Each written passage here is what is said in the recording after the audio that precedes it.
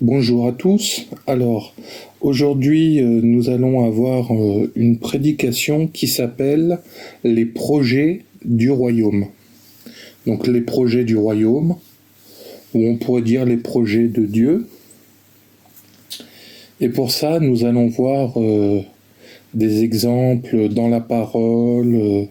On va voir un peu qu'est-ce que ça peut être ces projets et comment ça se met un peu en pratique dans nos vies. Donc, comme d'habitude, j'aime bien vous donner une petite définition, donc je vais vous en donner une. Alors, projet, il y a plusieurs définitions qui s'y accordent. Alors, la première, c'est but que l'on se propose d'atteindre. Donc, ça peut être comme une idée, un plan, une intention, un programme. Donc, je répète, but que l'on se propose d'atteindre. 2. Idée de quelque chose à faire que l'on présente dans ses grandes lignes. 3. Première ébauche, première rédaction destinée à être étudiée et corrigée. 4. Tracé définitif en plan, coupe et élévation d'une construction à réaliser. Machines, équipements, bâtiments, aménagements urbains, etc. Et 5. Étude de conception de quelque chose en vue de sa fabrication. Donc dans tout ça, si on devait résumer les mots importants, un projet c'est un but que l'on se propose d'atteindre, c'est une idée de quelque chose à faire, ça va être un premier essai, une première ébauche qui aura comme but d'être étudié et corrigé, un tracé définitif, donc c'est-à-dire l'accomplissement du projet, et la réflexion, l'étude pour arriver à fabriquer ce projet. Donc voilà, je vous invite à retourner voir la définition dans le Larousse, si jamais vous voulez relire les définitions. Et on va passer donc à des exemples dans la parole et un peu voir ce que Dieu pense dans tout ça. Nous allons d'abord commencer par Proverbes, chapitre 19, du verset 20 à 23. Donc, Proverbes, chapitre 19, du verset 20 à 23. Je vous laisse encore quelques secondes pour trouver. Donc, Proverbes, chapitre 19, verset 20 à 23, nous dit « Écoute les conseils et reçois l'instruction, afin que tu sois sage dans la suite de ta vie. » Déjà, si on se rappelle un peu les définitions que l'on vient de lire, de créer un projet, de le fabriquer, d'y réfléchir, d'atteindre un but, je trouve que cette première phrase, déjà, des conseils, des instructions, c'est déjà bon pour faire un projet. Les conseils de comment le réaliser, de comment le construire, etc. Et Dieu nous invite à faire cela dans le but que l'on soit sage pour la suite de notre vie. Donc je continue. Il y a dans le cœur de l'homme beaucoup de projets, mais c'est le dessein de l'Éternel qui s'accomplit. Ce qui fait le charme d'un homme, c'est sa bonté, et mieux vaut un pauvre qu'un menteur. La crainte de l'Éternel mène à la vie, et l'on passe la nuit rassasié sans être visité par le malheur. Donc, si on voit les projets de Dieu, là, ça nous montre deux états. Les projets des hommes et les projets de Dieu. On voit que certains ont besoin de sagesse pour le faire, parce que comme il nous dit, afin que tu sois sage dans la suite de ta vie, il faut de la sagesse pour écouter les conseils et recevoir l'instruction. Et on nous dit que l'homme a beaucoup de projets, mais c'est le dessein de l'Éternel qui s'accomplit. Donc ça veut déjà dire que l'homme en lui-même a des projets dans son cœur, dans son âme, dans sa façon de voir les choses. Mais c'est pas parce que l'homme a beaucoup de projets que c'est ce qui est bon pour lui. C'est pour ça que Dieu va compléter en disant c'est le dessein, c'est le projet, ou on pourrait dire c'est ceux de l'Éternel qui s'accomplissent. Et on voit que ça veut dire que dans la vie, tu peux avoir des projets qui réussissent ou qui ne réussissent pas. Parce que si on te dit que c'est ceux de Dieu qui s'accomplissent, eh ben, ça montre qu'il y a deux parts, celle de l'homme, celle de Dieu. Et c'est pour ça que il nous donne ce conseil de prendre des conseils, de recevoir l'instruction et d'être dans la sagesse. Il nous fait remarquer que ce qui fait le charme d'un homme, c'est sa bonté. Il aurait pu dire c'est ses beaux yeux, ses beaux cheveux, c'est son argent ou je sais pas moi, son niveau de vie. Non, il nous dit c'est sa bonté. C'est un état d'esprit, la bonté. Et mieux vaut un pauvre qu'un menteur. Donc pareil, là on voit Dieu qui nous montre la différence entre des états d'esprit, des mentalités, et il ne s'appuie pas forcément sur des choses matérielles. La crainte de l'Éternel mène à la vie, et l'on passe la nuit rassasié sans être visité par le malheur. Donc on voit que, en fonction des projets, certains peuvent nous amener à être rassasiés, et d'autres à être visités ou pas par le malheur. Mais Dieu nous fait remarquer encore une fois que c'est la crainte de l'Éternel qui mène à la vie. La semaine dernière, on voyait que Dieu nous fait des épreuves et des choses afin de justement pouvoir nous emmener vers Dieu, qu'il y a toute une organisation pour que ces épreuves soient dans l'amour et pour nous ramener à chaque fois à ne pas pécher et à toujours nous repentir devant Dieu, et que ces fameuses épreuves aient un but, c'est de nous donner la crainte de l'Éternel et d'arriver avec Dieu dans son royaume. On voit que Dieu dans ses projets, donc le projet on peut dire ça fait partie de l'organisation des choses, nous fait toujours rappeler la crainte de l'Éternel mène à la vie. Et on nous dit dans Psaume 1 que la sagesse est le début de la crainte de l'Éternel.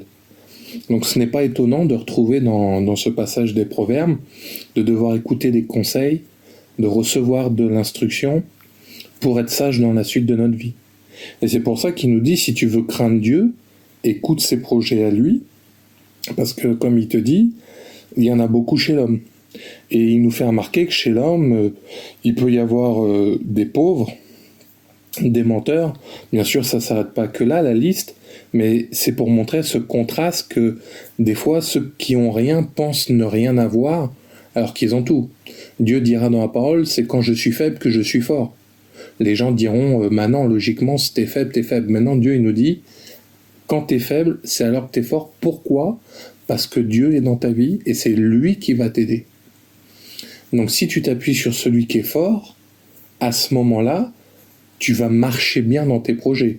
C'est comme quelqu'un qui s'est cassé une jambe, il est faible, mais il va s'appuyer sur la force d'une béquille ou de deux béquilles pour pouvoir avancer.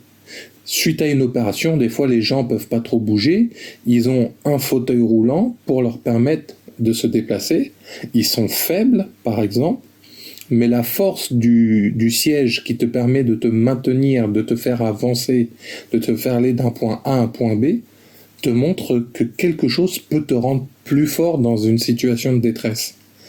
Donc c'est pareil pour Dieu, dans tes situations de détresse, de malheur, il te dit qu'il peut être ton appui, ton soutien, celui qui est là pour toi. Donc c'est pour ça que c'est important et que, rappelez-vous l'exemple du malade de la piscine de Bethsaïda, ça faisait 38 ans qu'il était là, malade, mais Jésus est venu, il lui a dit, voilà, lève-toi et marche, et il a été guéri. Donc c'est parce qu'il était pauvre et faible, et Jésus, par sa grâce, est venu l'aider. Donc on verra que dans les projets, c'est pas les projets qui ont l'air les plus costauds, bien que c'est quelque chose de bien, hein, un projet qui tient la route, mais Dieu peut te montrer que même les petites choses peuvent grandir. Il dit que de ne pas négliger les faibles commencements. Il dit que laissez à moi venir les petits-enfants.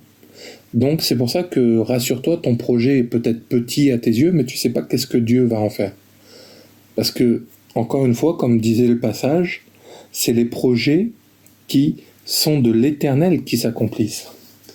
Et il nous fait remarquer que si tu passes la nuit rassasié, la nuit peut être des ténèbres, peut être des choses qui te font peur, des choses qui tu te demandes est-ce que tu vas réussir ou pas réussir, mais Dieu te fait comprendre que si tu as la crainte de Dieu, ça te mène à la vie et ça va te rassasier, ça veut dire ça va te remplir, ça va te rassurer, te tranquilliser, sans être visité par le malheur. Le malheur, c'est vraiment quelque chose de grave, hein, je pense en général.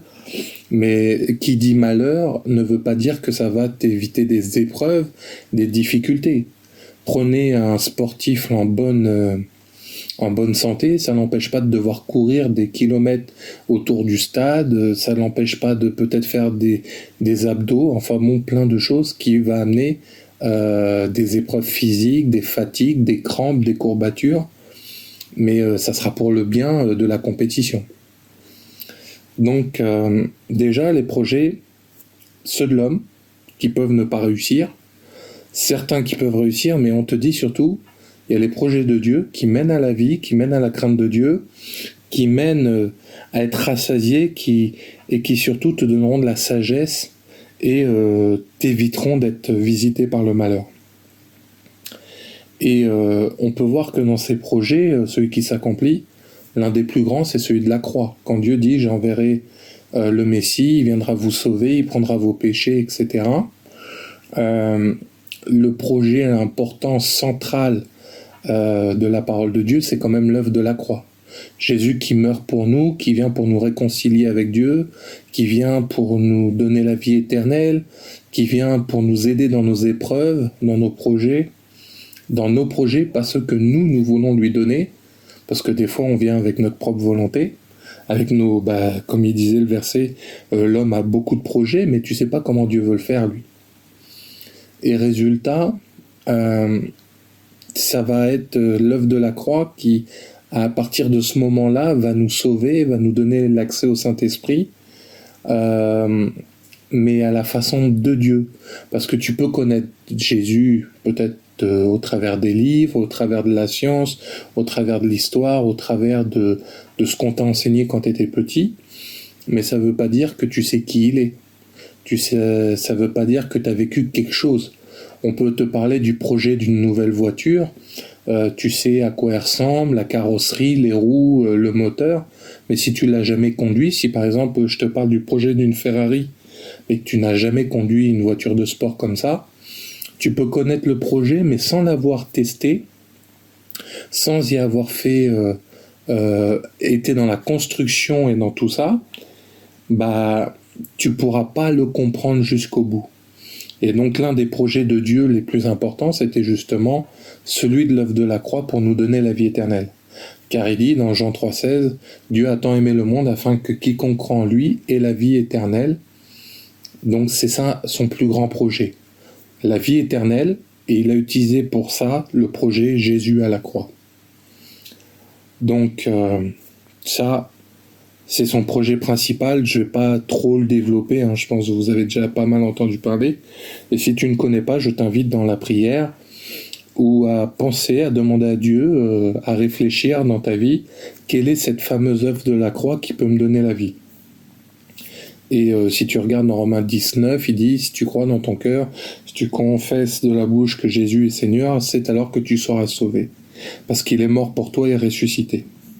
Donc ce grand projet merveilleux, je t'invite à méditer, à prier dessus, à te poser des questions, et Dieu finira par s'approcher de toi quand ton cœur le permettra. Donc on va passer à des exemples dans la parole de Dieu, et on va pouvoir voir que il y a des choses dans nos projets. On peut mettre du bien, on peut mettre du mal, on peut mettre à mal les projets de Dieu, même si, comme je vous disais, la part de l'homme, la part de Dieu. Et on va voir un peu où est-ce que ça nous mène tout ça.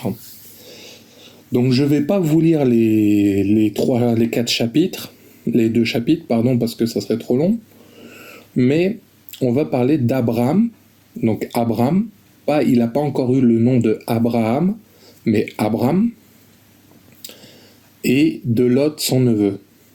Donc vous lirez les chapitres de Genèse 12 à 14, et donc dans les chapitres de 12 à 14, ça nous explique qu'est-ce qui s'est passé là-dedans. Alors je vais vous faire un gros résumé, bien sûr, lisez vous-même à la maison. Je vais survoler vraiment encore une fois les passages, parce que je ne vais pas vous lire tous ces chapitres. mais l'idée c'est de garder un peu le principe des projets en tête. Donc, si vous regardez à partir du chapitre 12, Dieu dit à Abraham, si je dis Abraham, ça sera par habitude, Abraham, il dit voilà, tu vas quitter ta patrie, ta famille, tout, ton pays, je vais te donner un pays et tu pourras le prendre en acquisition. Donc à ce moment-là, Abraham va faire en sorte d'obéir à Dieu, donc on voit le projet de Dieu venir, il s'adresse à Abraham et il lui dit voilà, je veux que tu partes de là où tu es, de ta famille, de ton endroit, de tout ce que tu fais ici, et que tu ailles là où je te demande. Il n'a pas donné beaucoup d'informations. Il dit que ça sera le pays de Canaan, tout ça, mais il n'a pas tout le chemin. Comme ça nous rappelle un peu la définition, le début du process pour sa fabrication. Donc résultat, il va partir, et si vous lisez, on nous dit que Lot va venir avec lui. Donc Dieu n'a pas dit Abraham va avec Lot, il n'a pas dit tu prendras Lot avec toi, mais il va faire comprendre que Abraham, tu vas partir, je vais te donner le pays, etc. Je bénirai ceux qui sont avec toi, etc. Mais, si vous regardez donc Genèse 12, verset 4, Abraham partit comme l'Éternel le lui avait dit, donc là on voit bien que c'est le plan et le projet de Dieu, et Lot partit avec lui. Donc, Lot de base n'était pas incorporé dans le projet. Si on observe, quand Dieu lui dit Abraham, va-t'en de ton pays, ça c'est le verset 1, de ta patrie, de la maison de ton père, dans le pays que je te montrerai, je ferai toi une grande nation, et je te bénirai, je rendrai ton nom grand, et tu seras une source de bénédiction, je bénirai ceux qui te béniront, et je maudirai ceux qui te maudiront, et toutes les familles de la terre seront bénies en toi. Donc là on voit que le projet concerne Abraham. Donc, quand je vous disais il y a la part de Dieu et la part de l'homme, on voit que Lot partit avec lui. Donc de base, c'était pas demandé, c'était pas une condition. Bon, si on observe, Abraham va prendre Lot et son frère, qui était le fils de son frère, tous les biens qu'il possédait, etc. Donc si vous lisez la suite, ils vont parcourir tout le pays, parce qu'ils sont arrivés à Canaan. Et à un moment, dans le verset 7, toujours chapitre 12, l'Éternel apparut à Abraham et dit « Je te donnerai ce pays à ta postérité ». Donc, Dieu rappelle son projet. Voilà, je t'avais dit que je te donnerais un pays, t'es arrivé dans le pays, je te rappelle, ça, je te le donne. Donc, dans les prophéties, Dieu aura toujours ce suivi dans le projet de te rappeler sa parole ou ce qu'il a dit. Il pourra mettre à jour des nouvelles informations, mais il revient toujours à quoi? À ce que Dieu a dit.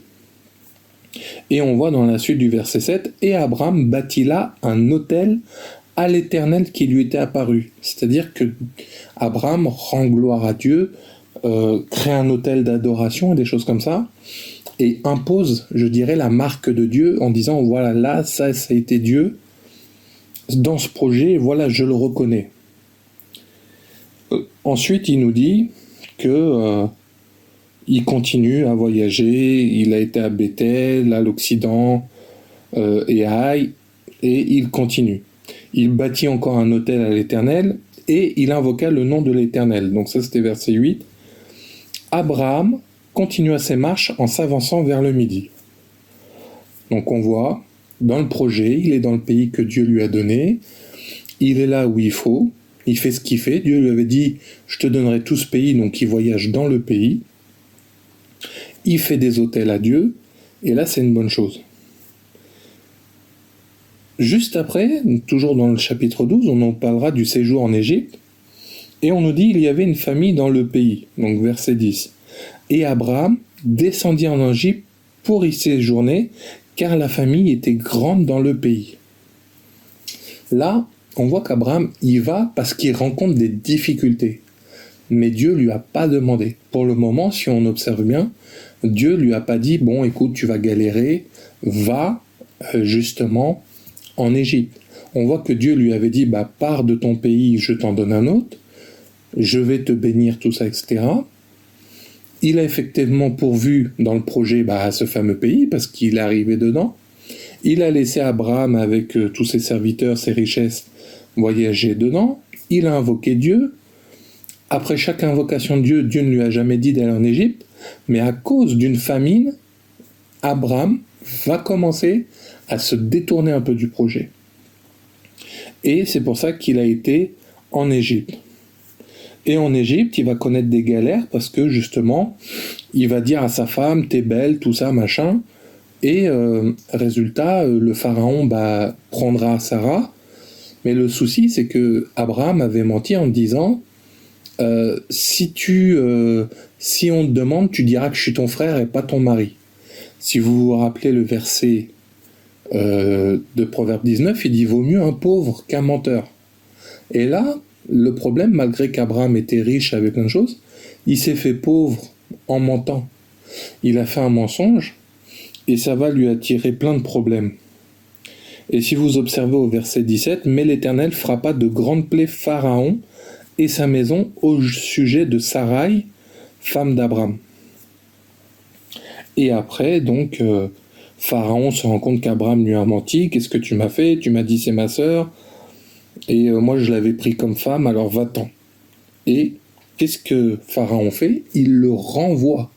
Il le chasse de là.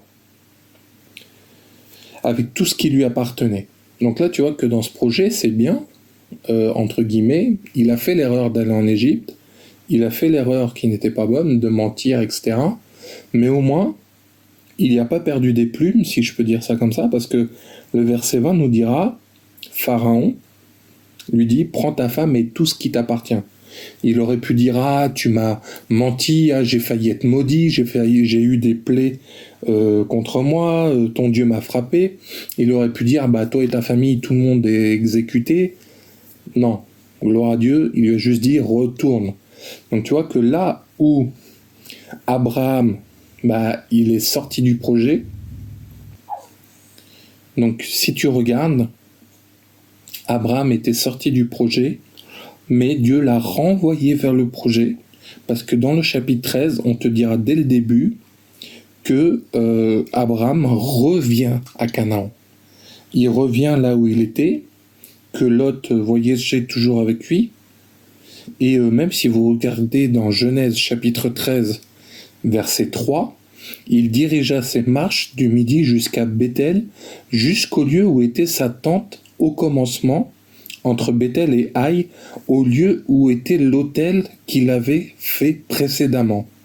Et là, Abraham invoqua le nom de l'Éternel. Donc si tu regardes bien, il est revenu là où Dieu l'attendait. Il est revenu dans le fait que, voilà, c'est là où je t'ai demandé. C'est là où tu m'as invoqué. Donc maintenant, tu vas faire ce que je te demande. Et on voit que par la suite, un conflit commence à se faire entre les bergers de Lot et d'Abraham.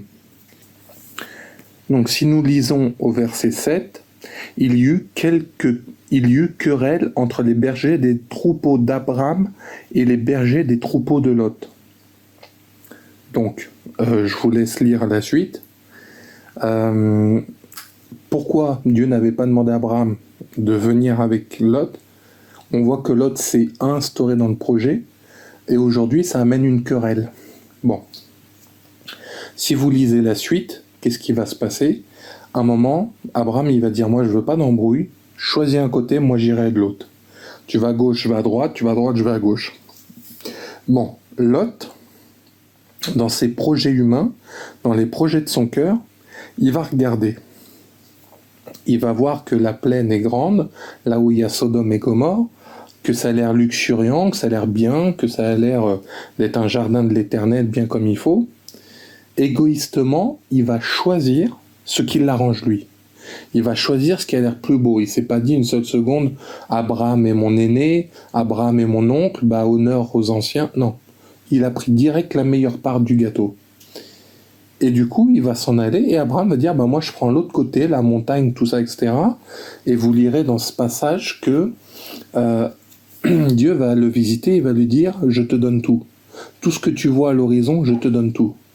Donc parce que Dieu a été invoqué, parce que Dieu a été appelé, il a laissé faire, il a créé la situation que Lot s'en aille, et à ce moment-là, on voit qu'Abraham va encore hériter des promesses de Dieu. Et si on observe bien, par la suite encore dans les chapitres 14, on verra que Abraham va même partir en guerre à cause de Lot. Pourquoi ? Parce que les rois de Sodome, Gomorrhe, je vous laisse lire le chapitre 14, mais ils vont commencer à entrer en guerre contre certains qui étaient là, il y aura des révoltes, tout ça, etc. Et à cause de ça, Lot qui était aux abords de Sodome et Gomorrhe avec tous ses troupeaux, tous ses machins, il va se passer que il va être attaqué lui aussi. Et résultat, à cause de sa présence dans le projet, Abraham prendra 320 ou 318, je crois de mémoire, personnes, il partira en guerre et il va gagner. Il va libérer Lot qui s'était fait emprisonner et grâce à ça, il sera relâché. Ça l'empêchera pas pourtant de retourner Lot à Sodome et Gomorrhe. Mais ce qui est bien, c'est que Abraham, lui, il va faire en sorte de retourner à la pensée de son pays qui a été promis, mais surtout, il va donner la dîme à Melchisédek. Il va donner vraiment tout le butin que, si vous regardez dans Genèse chapitre 14, verset 17, après qu'Abraham fut revenu vainqueur de Kédorlaomer et des rois qui étaient avec lui, le roi de Sodome sortit à sa rencontre dans la vallée de Chavé qui est la vallée du roi Melchisédek, roi de Salem, fit apporter du pain et du vin, ça nous rappelle bien sûr le baptême. Il était sacrificateur du Dieu Très-Haut. Il bénit Abraham et dit, béni soit Abraham par le Dieu Très-Haut, maître du ciel et de la terre, béni soit le Dieu Très-Haut qui a livré tes ennemis entre tes mains. Et Abraham lui donna la dîme de tout. Et ensuite, il va dire aux autres rois, moi je prends pas de part, par sagesse, et puis en même temps il dira, sauf ceux qui marchaient avec moi, vous leur donnez leur part à eux, mais moi Abraham, je prends rien de tout ça. Donc, on voit que dans le projet, il y a eu des interférences à cause de Lot, il y a eu des choses comme ça, et Dieu va faire en sorte à chaque fois de sortir Abraham des problèmes, de lui donner la victoire, de lui donner la bénédiction, parce que quand Melchisédek lui donne la bénédiction du Très-Haut, c'est encore de la bénédiction. Et pourtant, il n'oublie pas de faire les choses de Dieu, parce que là, le fait de donner sa dîme, il rappelle des choses, des mécanismes de Dieu, des choses que Dieu nous demande. Et là, c'est la dîme qui est citée, mais ça peut être d'autres choses, la prière, la méditation, ou même tout en même temps. Donc c'est pour ça que dans les projets de Dieu, il est important de toujours revenir à Dieu. Et donc on voit que malgré les problèmes que Lot a apportés, résultat, si tu reviens toujours à Dieu, ça va faire en sorte que quoi ? De te restaurer, ou au moins de rattraper le problème. Donc ça, c'était déjà un premier exemple. On va continuer un peu sur ce même genre d'exemple avec Lot. Et encore une fois, je vais vous résumer le chapitre. Donc Genèse chapitre 19, qui nous parle de Lot, sa femme et ses filles. Donc, le problème de quand on suit les projets des hommes, et pourtant, là, dans les projets de Lot, on pourrait dire, il a été dans un endroit où il aurait pu réussir, il a été au contact d'hommes de Dieu, en faisant allusion à Abraham, il était à côté de personnes qui essayaient de suivre Dieu, etc., nous voit qu'il a eu des problèmes. Il a vécu une guerre, il s'est fait kidnapper, etc. Donc on voit le projet des hommes qui finit par avoir des malheurs. comme le verset de Proverbe 19 nous disait, le malheur vous atteindra pas si vous restez dans la crainte de l'Éternel, on voit que Lot, n'ayant pas eu la crainte de l'Éternel, le malheur est venu vers lui. Et on va voir que dans le chapitre 19,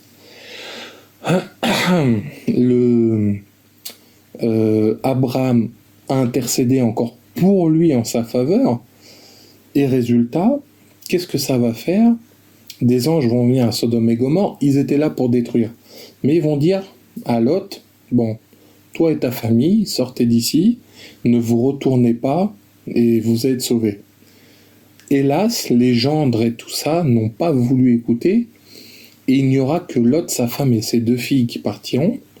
Donc encore une fois, tu vois, dans les projets de Dieu et les projets des hommes, les gendres et le reste de la famille peut-être sont dit, nous on préfère être là, c'est beau, c'est bien, j'ai mes habitudes, etc., etc. Mais malgré que Dieu ait envoyé 2 anges pour leur parler, ils n'ont pas écouté. Donc c'est pour ça que dans les projets de Dieu, il ne faut pas s'étonner qu'il y ait des mauvais résultats, parce que les hommes, les humains ne veulent pas écouter. Et c'est pas à Dieu qu'on remettra la faute.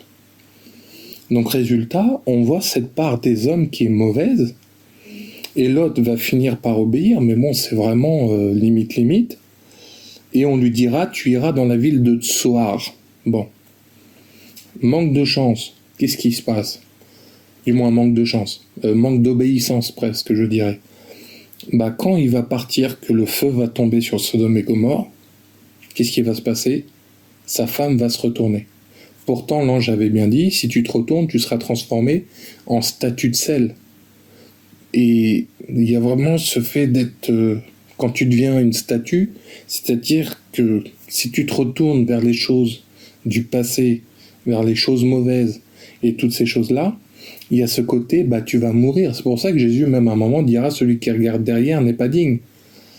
Le fait de passer de vivant à statue, c'est de passer de vivant à mort. C'est-à-dire que tu deviens une matière qui a plus de vie, qui a plus rien, qui peut même plus bouger, respirer. Et ce côté statue de sel, donc, le malheur a frappé sa femme. Donc là où Lot pensait gagner peut-être en venant avec Abraham, on voit, parce qu'il a été menteur, qu'il a été, entre guillemets, à chercher son bénéfice, voyons comment ça se finit au fur et à mesure. Ça n'a pas empêché Abraham de faire des erreurs, comme en Égypte, mais quand tu retournes à Dieu, quand tu retournes vers lui, quand tu retournes à l'autel de Dieu, Dieu va te pardonner, t'aider et te faire ressortir de tout ça. Donc c'est pour ça qu'il est important, on voit là le cas de quelqu'un qui revient à Dieu, et le cas de quelqu'un qui n'y revient pas. Donc déjà il a perdu des choses, ses richesses, ensuite il perd sa femme, et la suite nous dit que les anges lui avaient dit reste dans la ville de Tsoar, je ne sais pas comment on prononce. Il a eu peur en voyant, parce que si vous lisez dans le chapitre 19, l'Éternel à un moment se souvient d'Abraham et il évite qu'il y ait des problèmes dans la ville où est Lot. Mais comme Lot, à ce moment-là, il dit, il a peur, parce qu'il a peur, il se retrouve à s'enfuir de cette ville. Il se retrouve à s'enfuir de la ville de Soar. Alors attendez, je vais essayer de vous retrouver le verset. C'est...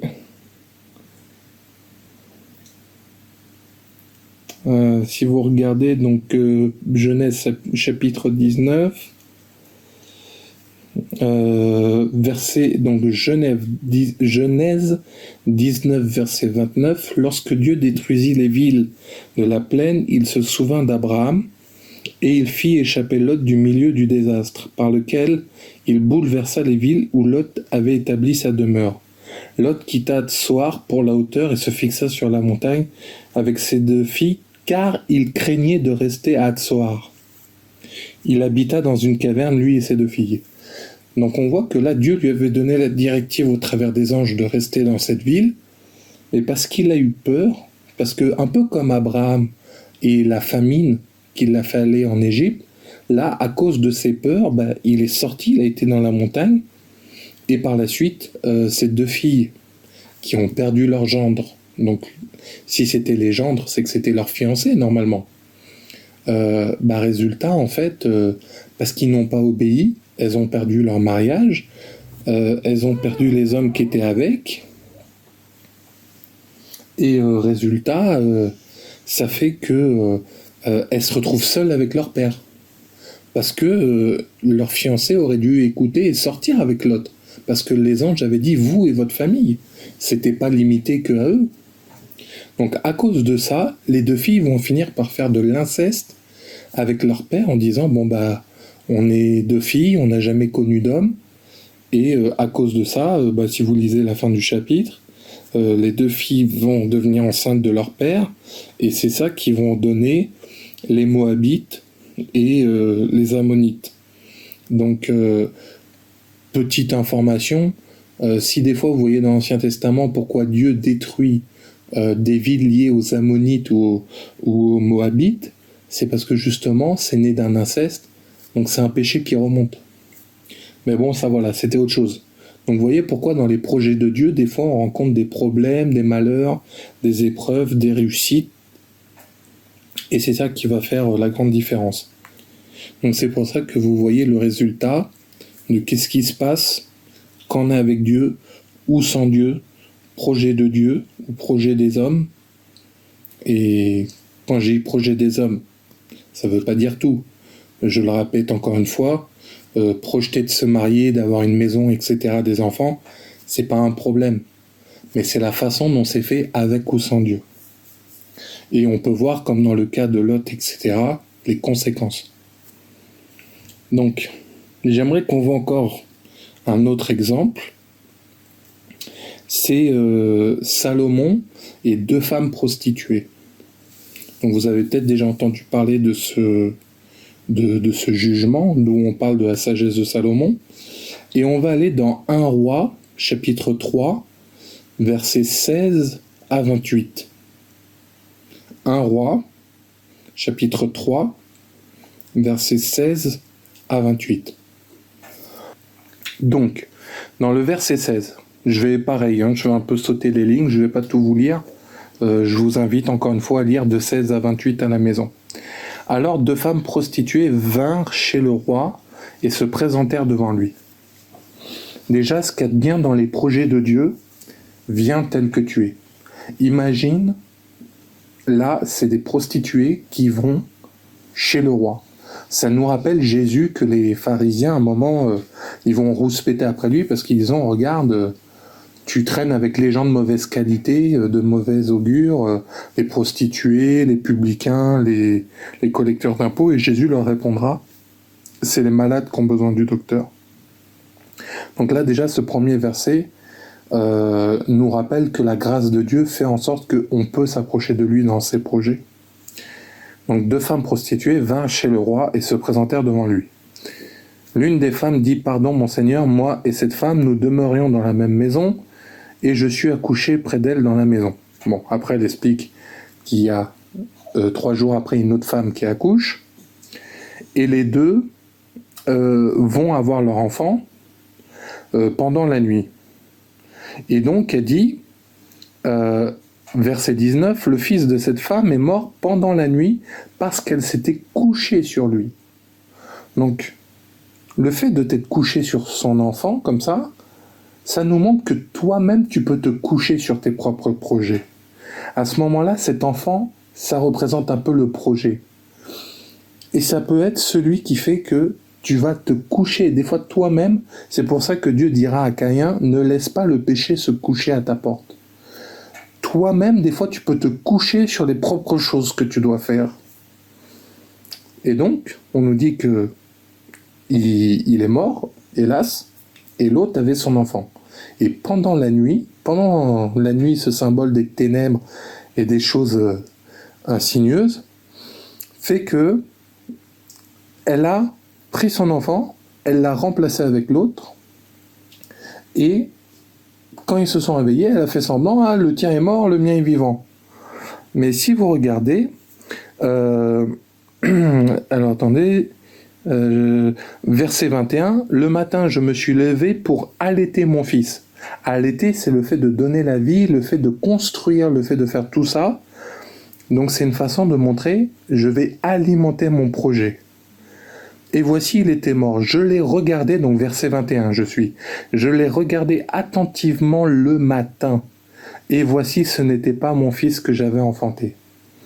Ce passage nous laisse penser que dans le projet de Dieu, quand on te dit que ça a été au matin, à la lumière, ça veut dire que à la lumière de Dieu, à la lumière des pensées de Dieu, à la lumière de la méthode de Dieu et de la crainte de Dieu, si tu observes bien tes projets, si tu observes bien les choses, tu vas pouvoir attentivement reconnaître que c'est ton fils que tu avais enfanté.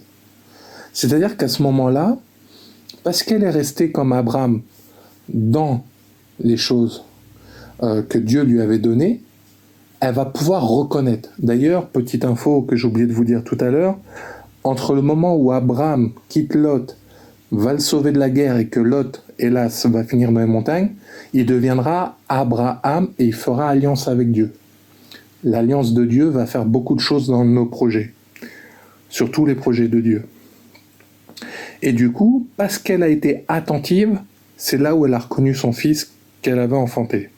Ensuite, l'autre femme va dire non, c'est pas vrai, il va y avoir une querelle, c'est le sien qui est mort, c'est le mien qui est vivant, etc., etc. Et Salomon va dire qu'on m'apporte une épée et il va vouloir trancher en deux. Comme pour dire, la justice de Dieu va trancher, même dans le Nouveau Testament, on nous dira que Dieu mettra l'épée entre mère, fille, etc. Dieu va séparer les brebis des boucs. Donc c'est cette vérité qui va pour frapper. Donc souvent Dieu viendra dans ton projet des fois mettre l'épée pour le remettre en place ou séparer des choses, etc. Et la femme qui savait que c'était, si vous lisez verset 26, alors la femme dont le fils était vivant sentit dans ses entrailles s'émouvoir pour son fils. C'est-à-dire que quand dans ton projet pour Dieu, tu es là en train de te dire non, il faut que ça se fasse, il faut que j'y arrive, c'est dur, c'est difficile, c'est compliqué, etc. Elle va laisser ses entrailles, c'est-à-dire à l'intérieur d'elle, son âme, son cœur, se laisser aller à l'amour de son fils, mais aussi l'amour du Fils de Dieu. C'est un parallèle avec l'amour du Fils de Dieu et l'amour pour Dieu finalement. Et elle dit au roi, « Ah mon Seigneur, donnez-lui l'enfant qui vit et ne le faites point mourir. » Donc là, elle renonce à elle-même, elle renonce à sa chair, elle renonce à être proche de son enfant, plutôt pour qu'il ait la vie sauve. Et ne le faites point mourir, mais l'autre dit, il ne sera ni à moi, ni à toi, coupez-le. Donc là, tu vois bien dans les plans, les projets de l'homme et les projets de Dieu, une qui par amour va faire ce que Dieu demande, mais l'autre, elle aurait pu dire, chouette, j'ai gagné un fils, il est à moi. Même pas, elle dit, si c'est ni moi ni toi, les deux, on n'a rien. Et là, on voit, c'est démoniaque, c'est diabolique. Elle aurait pu se dire, ça va, j'ai gagné l'enfant. Est-ce qu'elle s'est dit, ah ouais, mais après, elle va me casser la tête, vaut mieux que les deux l'aient pas. Mais dans l'idée, on voit là ce côté mauvais du projet de l'homme de dire, non, c'est pas possible, faut qu'aucun de nous deux l'ait. C'est pour ça, dans Jacques 3, 15 à 17, il dira, la sagesse humaine est diabolique et elle vient pas d'en haut. Donc là, vous voyez que dans ce projet, elle dit, coupez-le. Et donc, verset 27-28, et le roi décide de dire, voilà, c'est la vraie mère, donnez-lui son enfant, et à ce moment-là, tout Israël a pris le jugement que le roi avait prononcé, donc verset 28, et l'on craignait le roi, car on vit que la sagesse de Dieu était en lui pour le diriger dans ses jugements. Donc, quand tu écouteras les projets de Dieu, quand tu les mettras en pratique, les gens diront que le jugement que Dieu fait, que le projet que Dieu fait, qu'il est annoncé, il s'accomplit. Et l'on craignait le roi, c'est une façon de dire que ça rendra la gloire à Dieu. Ça rendra vraiment le fait que Dieu est vivant. Car on vit que la sagesse de Dieu était en lui pour diriger dans ses jugements. Donc on reconnaîtra que Dieu vit dans ta vie, on reconnaîtra la sagesse de Dieu dans ta vie, et on verra que ça dirige tes jugements, tes projets, etc. Mais pour ça, il faut laisser Dieu faire, pas de toi-même. Il faut laisser Dieu se glorifier dans ta vie. Donc voilà pour cet exemple. Et le dernier exemple que je voulais vous donner, c'est Paul et quand il fait le voyage en bateau. Donc on va aller dans Actes des Apôtres, chapitre 27. Donc Actes des Apôtres, chapitre 27. Et donc, je vais aller de verset en verset. Je ne vais pas tout lire, mais je vais faire 10, 11, 21, 26, 30, 32, 34, puis 42, 44. Je vous rappelle, acte 27, de 10 à 11, de 21 à 26, de 30 à 32, le 34, puis 42 à 44. Pareil, je ne vais pas vous lire les versets peut-être dans leur entièreté, mais résumé ou tout ça, je vous invite encore une fois à relire le chapitre complet de Acte 27. Donc verset 10. C'est pourquoi Paul avertit les autres en disant « Ô homme, je vois que la navigation ne se fera pas sans péril et sans beaucoup de dommages, non seulement pour la cargaison et pour le navire, mais encore pour nos personnes. » Donc dans les projets de Dieu, Dieu nous interpelle, Dieu nous montre, Dieu nous avertit. Il dit « Il n'arrivera rien à mes prophètes sans que je ne les avertisse » dans l'Ancien Testament, dans AG, je crois, Amos 3.7 ou AG 3.7, je ne sais plus. Et résultat, attendez 2 petites secondes, je vais vous retrouver, je crois de mémoire c'est Amos 3.7.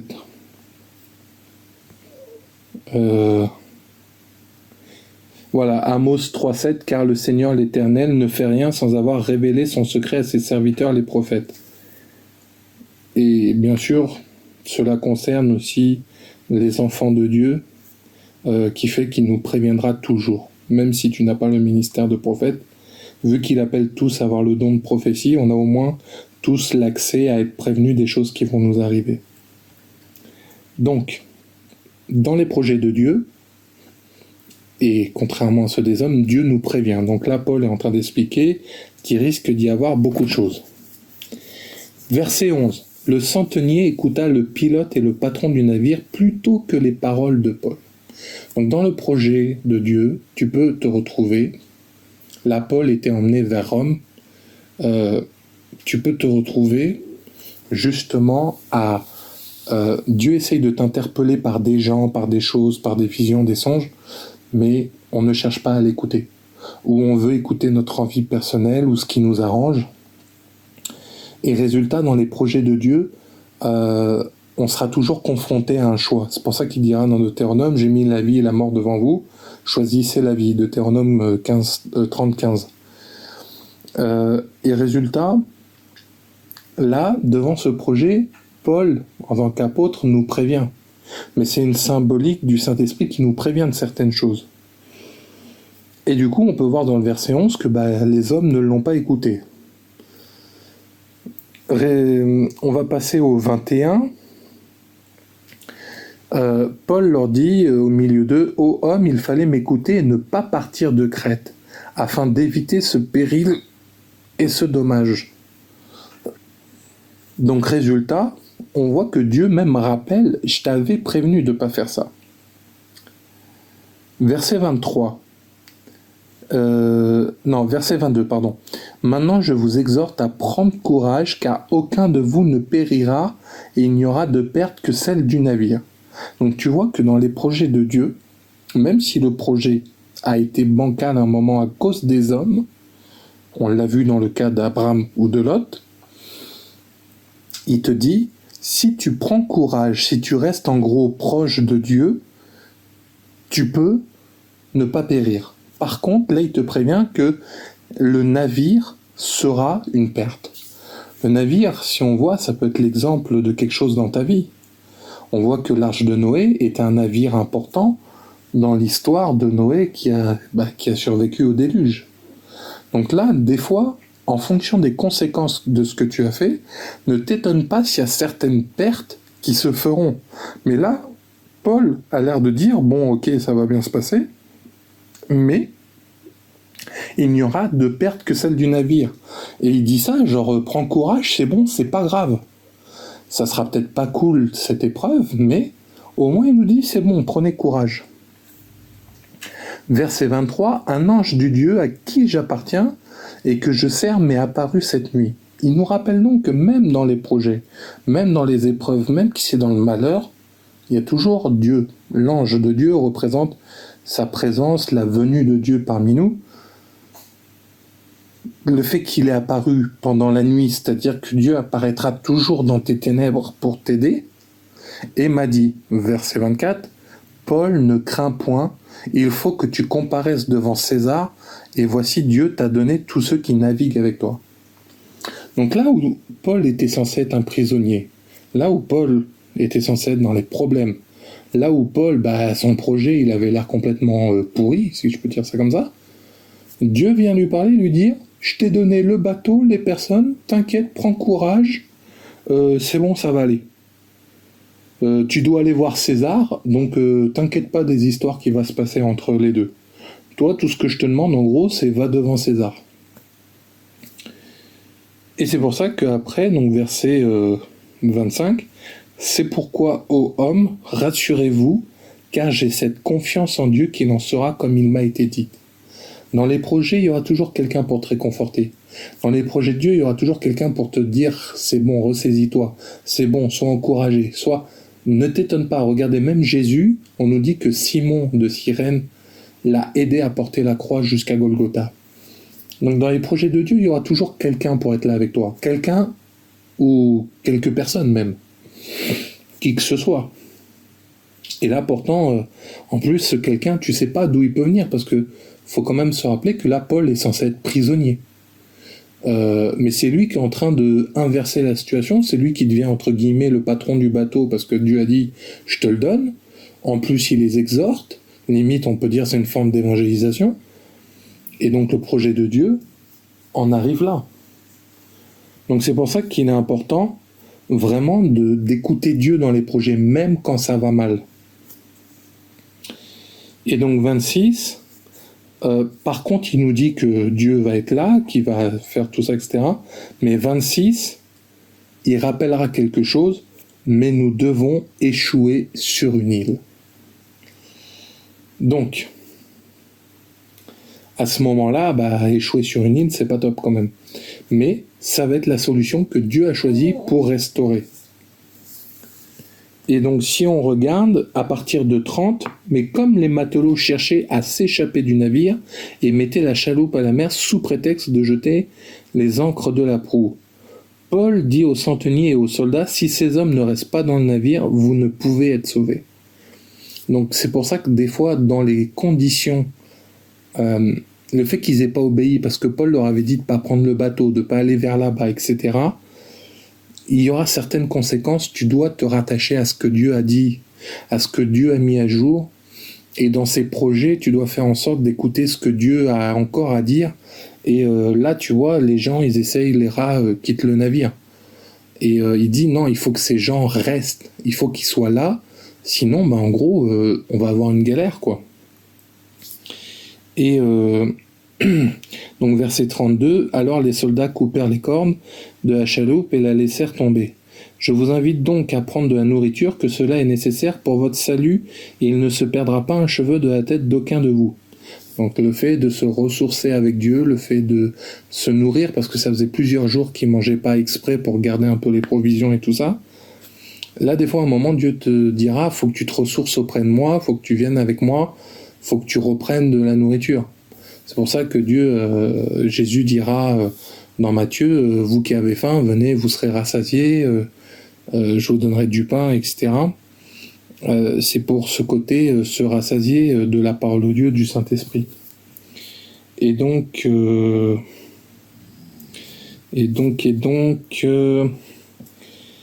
j'étais où? Verset 34, donc à prendre de la nourriture. Et verset 42, les soldats furent d'avis de tuer les prisonniers. Donc tu vois, le diable viendra toujours essayer de te détruire dans ton projet, de peur que quelques-uns d'eux ne s'échappent à la nage. Donc ils sont déjà dans les problèmes.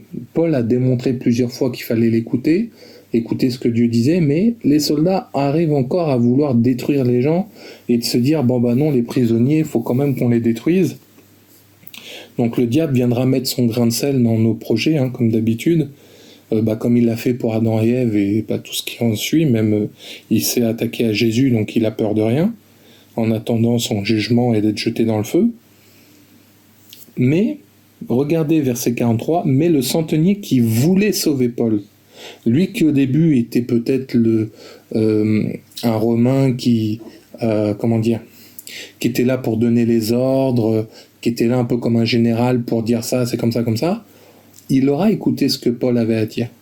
Il aura vu les conséquences de ne pas avoir écouté. Il aura vu que il nous avait dit de ne pas le faire, on a eu des problèmes, il nous avait dit ça, et ça s'est accompli. Donc résultat, il veut sauver Paul.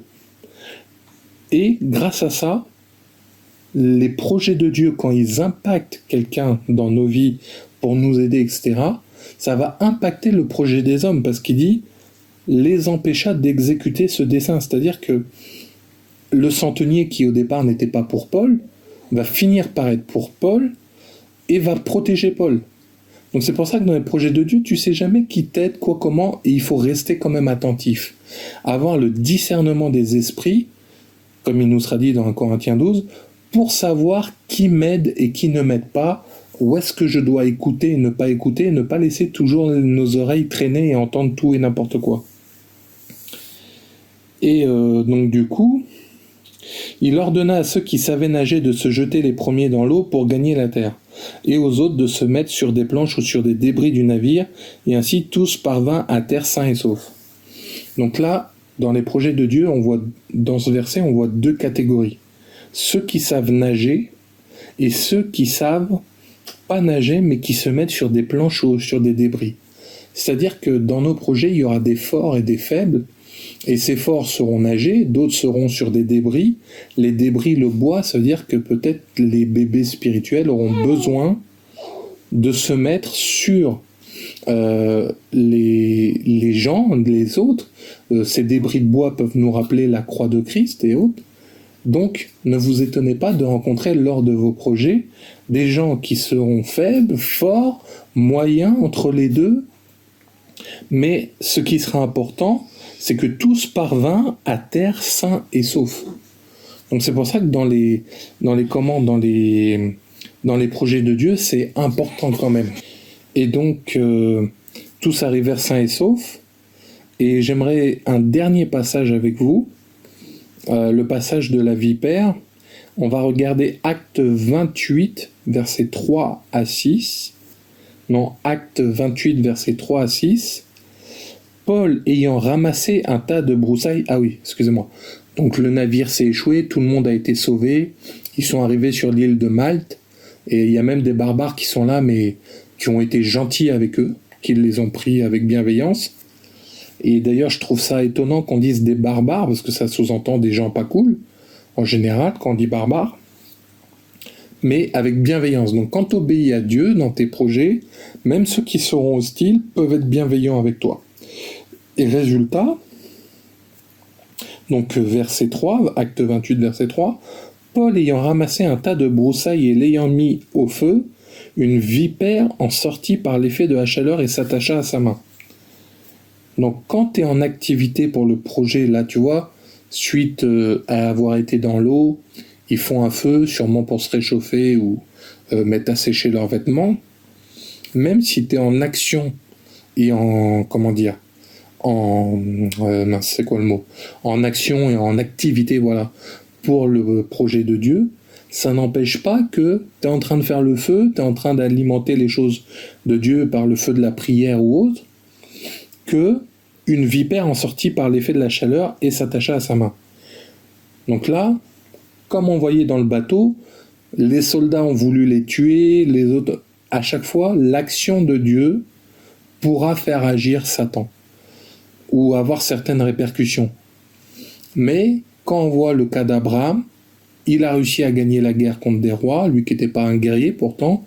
Il a réussi à être sauvé, il a réussi à faire son alliance avec Dieu. Donc tant que tu restes avec Dieu, tu auras toujours la victoire sur tes ennemis. Ça ne veut pas dire que tu n'auras pas des épreuves, parce que regardez, une vipère en sortit par l'effet de la chaleur et s'attacha à la main de Paul, à sa main, et s'attacha à sa main. Ça veut dire qu'il l'a mordu. Pas juste elle s'est enroulée, elle lui a fait un câlin, elle l'a attaqué. Et, donc verset 4, quand les barbares virent l'animal suspendu à sa main, ils se dirent les uns aux autres, assurément cet homme est un meurtrier, puisque la justice n'a pas voulu le laisser vivre après qu'il a été sauvé de la mer. Donc tu vois, même dans tes projets de Dieu, il y aura toujours quelqu'un pour te dire que tu es un meurtrier, que y a une justice qui devait s'abattre sur toi. Parce que tu vois, ils se disent, c'est forcément un meurtrier. Le mec, il sort de l'eau, il a échappé. Non, fallait... tu sais, des fois on dit, la roue tourne, le destin t'attrape un jour ou l'autre. En gros, ils se sont dit, pas de bol pour lui, quoi. Il s'est fait mordre par cette vipère. Sûrement qu'il savait que cette vipère était très dangereuse ou venimeuse. Pour dire, c'est pas de chance à lui, quoi. Il s'est fait... Et donc, ça veut dire que malgré tes projets, il y aura toujours quelqu'un pour dire du mal de toi. Il y aura toujours quelqu'un pour dire que t'es quelqu'un qui a fait ce qu'il faut pas, etc. Mais regardez la réaction de Paul. Paul secoua l'animal dans le feu et ne ressentit aucun mal. Donc, dans tes projets, des fois, faudra... Là, le feu symbolise aussi Dieu, comme lors du buisson ardent avec Moïse. C'est en gros, je remets tous ces attaques à Dieu. Je remets tout ça dans le feu de Dieu, dans le projet de Dieu. Et qu'est-ce que ça a comme résultat? Et ne ressentit aucun mal. Si vous vous rappelez, dans Marc 16,16, on nous dit que ceux qui seront baptisés au nom de Jésus, aucun poison ne leur fera du mal, ils chasseront les démons et ils guériront les malades. Là, Paul le met pratiquement en pratique. Parce que c'est dans le projet de Dieu. Ne va pas comme un insensé titiller des serpents et te faire mordre en disant « Regardez, je suis comme Paul ». Non, là, ça sera le projet de l'homme et tu risques de finir mal. Et ça ne sera pas la faute, justement, de Dieu. Verset 6, « Ces gens s'attendaient à le voir enfler ou tomber mort subitement. » Donc tu vois, des gens... Dans ton projet de Dieu, ils s'attendent à ce que tu sois enflé, c'est-à-dire handicapé, moche, parce que quelqu'un qui est enflé, c'est pas beau. Quand tu es là, tu te fais piquer, tu as des allergies. Tu vois, ils s'attendent à ce que tu aies mal, ils s'attendent à ce que tu sois pas bien, ils s'attendent à plein de choses, même carrément à ce que tu tombes mort subitement. Mais après avoir longtemps attendu, voyant qu'il ne lui arrivait aucun mal, ils changèrent d'avis et dirent que c'était un Dieu. Donc tu vois que si tu restes dans le projet de Dieu, et longtemps, il y en a peut-être qui se disent « Ah, depuis toutes ces années, t'es comme ça. Ah, depuis tout ce temps, on t'attend, toi. » T'inquiète pas. Dieu te justifiera. Le projet de Dieu te justifiera.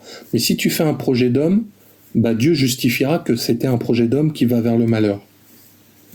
Donc c'est pour ça qu'il est important que tu restes attaché au plan de Dieu, à son projet. Et c'est comme ça que les gens vont se dire que là, quand ils se disent et dire que c'est un Dieu, ils ont reconnu la divinité de Dieu au travers de Paul. Donc c'est pour ça que, pour résumer un peu tout ce message, dans le projet de Dieu, ça arrivera jusqu'à la gloire de Dieu. Effectivement, par l'œuvre de la croix, tu seras sauvé. Comment? Dans les épreuves et tout ça, ça n'a pas été cool, l'œuvre de la croix, et comme Jésus a dit, renoncez à vous-même, prenez votre croix et suivez-moi. Ça sera des épreuves, ça sera pas tout rose. Dieu veut te montrer qu'il y a le projet des hommes avec Satan, tout ça, etc., et que ça finira dans des gros problèmes, dans des conséquences.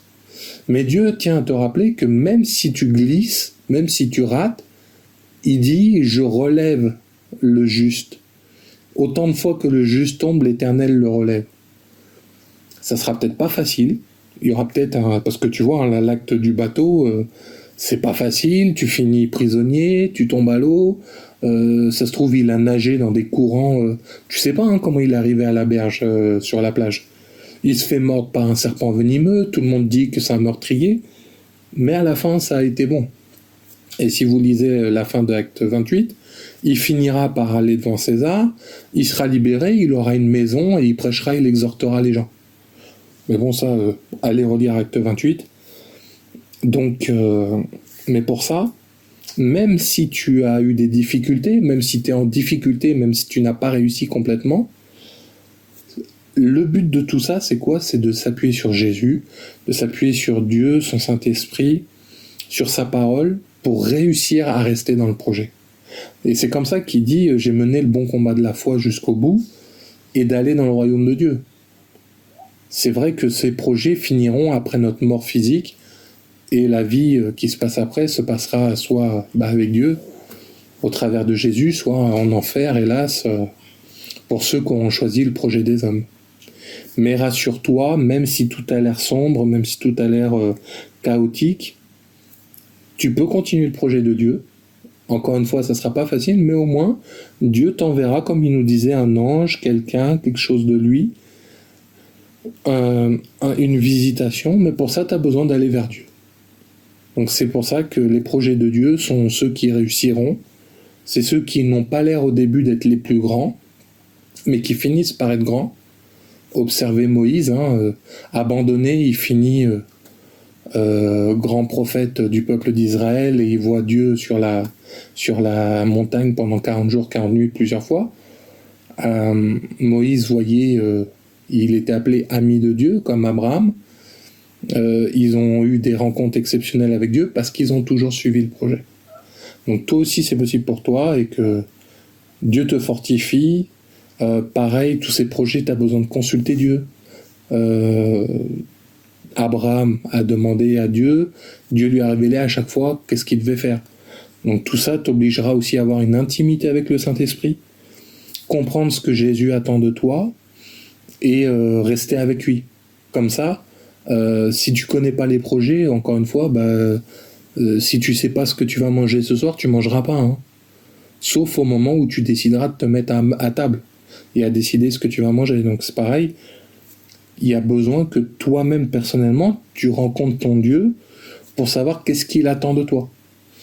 Il pourra confirmer au travers d'hommes, de femmes de Dieu, de gens autour de toi, à toi d'avoir le discernement et l'intimité avec le Saint-Esprit pour pouvoir réussir ces projets qui, je le rappelle encore une fois, pourra avoir des vagues, des problèmes, des épreuves, mais à la fin, tu auras la crainte de l'Éternel, ça te donnera la vie, il te donnera des conseils et des instructions pour y arriver. Voilà, soyez bénis et passez une bonne journée.